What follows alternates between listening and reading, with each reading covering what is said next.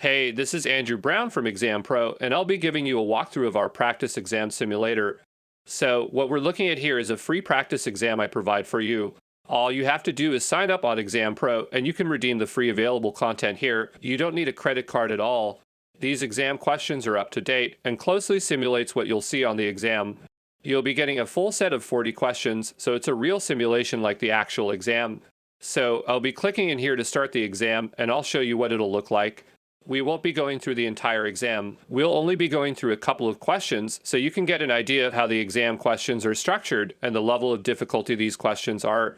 So the first question we have presented with here is you are working for a company that uses Dynamics 365 Sales to manage their sales processes. As part of improving customer experience, the company wants to implement a chatbot on their webpage to interact with customer questions. They want to use Microsoft Power Platform to extend the capabilities of Dynamics 365 Sales.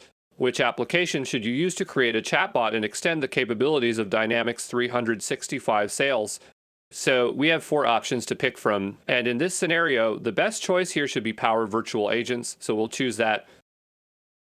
So the next question we have here is you work for a busy e-commerce company that has experienced significant growth in customer support requests. To enhance the support experience for both customers and support technicians, the company wants to implement a tool that enables immediate notifications when new support requests are submitted. Which tool should you recommend to achieve this goal? In this scenario, the answer should be Power Automate.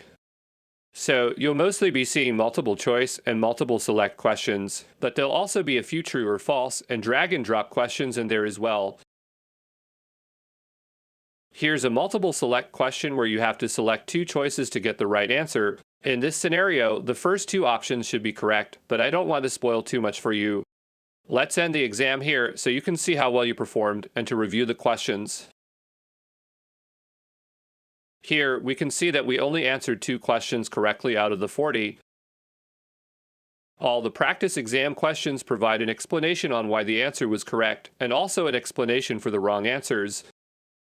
There'll also be links to the sources and documentation so you can reference the material. You won't need to perform any coding, and they won't ask you anything about code in this exam. The length of the questions can vary. Some questions are short and straight to the point.